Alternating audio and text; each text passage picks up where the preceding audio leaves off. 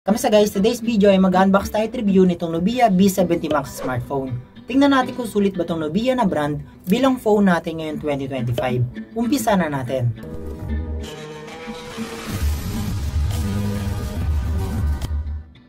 Itong Nubia B70 Max ay tinatawag din ZTE Blade B70 Max. Mga colors na available nito ay merong pink, merong green at itong pinili ko na kulay gray.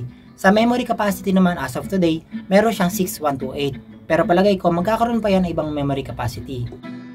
Sa box nitong V70 Max ay may mga unique icons, katulad ng para sa tibay ng phone at sounds na minsan wala sa ibang phone. Pero ang napansin ko dito ay meron siya nakasulat na Nubia AI function at susubukan natin yan mamaya. Unbox na natin at ito na yung phone natin guys, pero makakasama niya muna sa package ay jelly case na clear type, simple user's guide at warranty card, USB Type-C na cable, SIM ejector pin, at AC charger na may 22.5 watts na max power. And dito na tayo sa phone natin guys. Sa right side ng phone ay nandito yung volume button at power button. Kasama na rin dyan si fingerprint na function. Sa left side naman ay nandito yung lagay ng SIM card SD card slot. Pwede dyan dual SIM kasabay ng micro SD.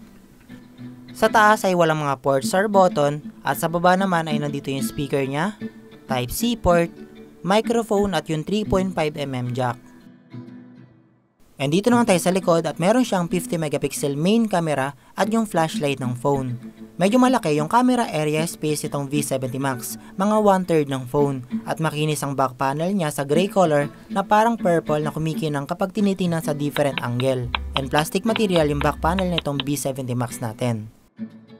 And power on na natin to guys para ma-check ang kompletong specs, capture at record sa camera, pati na rin mag-testing ng mga games. And ito na siya guys, nag-start na at setup ko na din. Sobrang smooth niya bilang first impression ko, even though may mga bloatware sa kanya, katulad ng mga apps or games na pre-installed dito, na palagay ko, hindi ko gagamitin.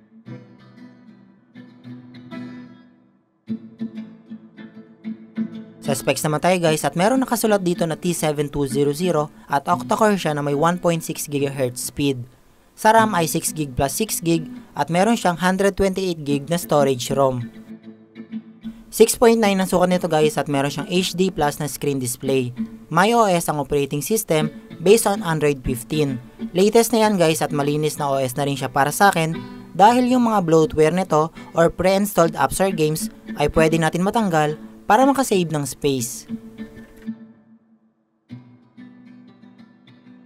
Sa RAM capacity nitong V70 Max ay 6GB ang base RAM at another 6GB bilang extended RAM na kumukuha ng memory sa 128GB na ROM na maganda for multitasking at iba pa. By default, naka-enable na yan guys.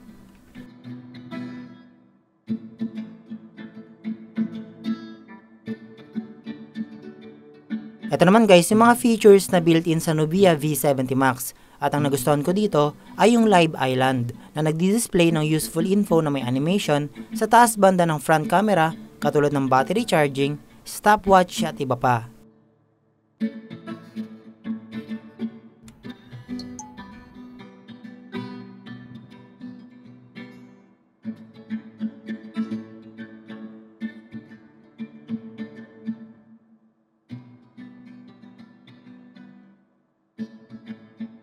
Ito naman yung screen refresh rate ni V70 Max. Pwede ka pumili from 60 to 120Hz kung gaano ka-smooth yung speed ng phone natin. By default, naka-auto na yan. And ito naman guys, yung sample images and video captured ni Nubia V70 Max smartphone.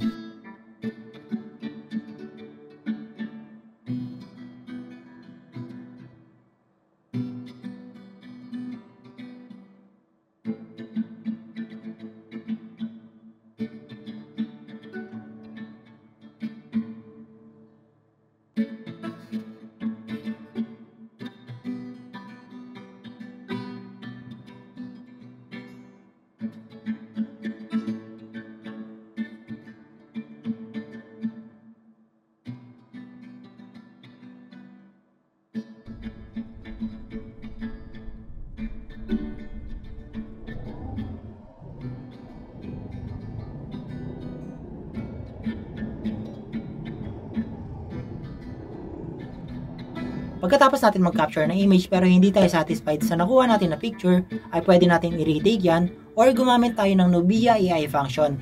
Katulad ng Magic Eraser tool na halimbawa, may tao o items na ayaw mo sa picture, ay pwede natin maalis yan ng mabilisan.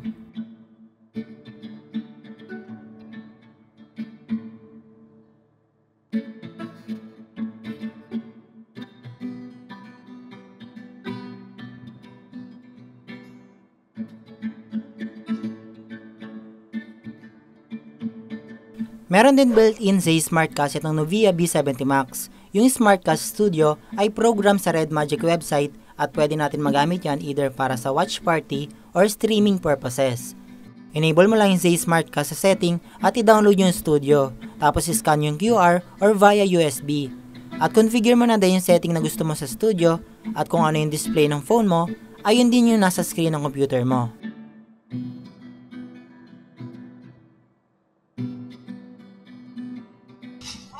Sa games naman tayo guys, unahin natin sa Metal Slug.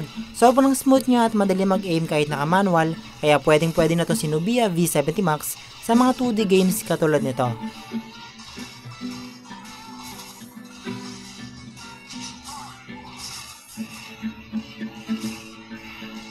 Dito naman sa FPS katulad ng CODM, wala siyang gyroscope, pero kaya niya naman sa medium graphics, kaya pwede na rin to dahil playable naman siya. Sa MOBA games naman, katulad ng ML at itong Honor of Kings, medium number 3 or 4 ang kaya niya, kaya smooth na rin siya at goods na rin pang rank games.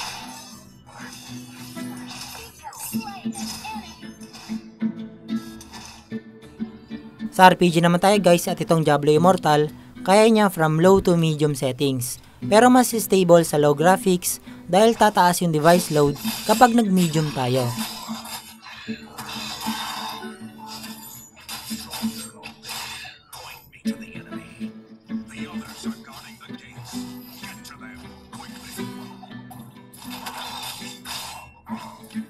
At isa pang RPG na HSR. Same lang din guys, naglalaro lang sa low to medium. Pero low graphics lang din ang ma-recommend ko para hindi naman mabigat sa phone natin at iwas overheating na pwedeng makadegrade ng battery.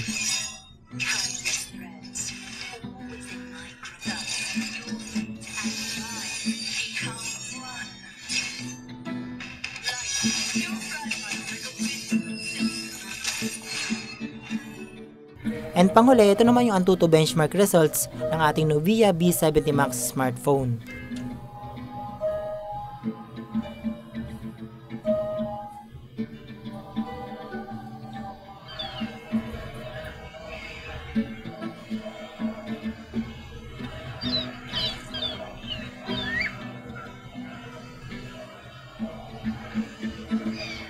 Conclusion natin guys, mas mataas na yung battery level nito kumpara sa mga phone release last year kaya mas matagal na siya malobat. 120Hz na ang refresh rate pero ang recommend ko 90Hz or auto lang gamitin natin para balance yung lakas ng CPU sa battery life niya. Mas pinatibay na rin tong phone dahil meron na siyang TUV SUD certification sa drop resistance. IP54 ang rating, splash proof pero hindi siya waterproof. Kaya tandaan natin guys na wag natin directly ilalagay sa tubig. Sa camera naman niya guys, malinaw na rin siya sa 50 megapixel at ang nagustuhan ko dito yung built-in AI editor at Magic Eraser tool na very useful sa mga images na nakaka-capture mo. Wag lang masyado mag-expect sa gaming kasi nasa around medium setting lang siya sa mga popular games. Dahil nakita natin sa setting na T7200 na processor ay rename lang yan ng T606 CPU na isang entry-level octa-core SoC. Pero bumawi naman sa memory capacity na may 6128. Kaya panalo ka na rin dito, lalo na kung under 5K mo lang siya nabili. And salamat guys sa panonood. Huwag kalimutan mag-subscribe, like and follow para mapanood nyo agad susunod na unboxing ng mga Nubia smartphones.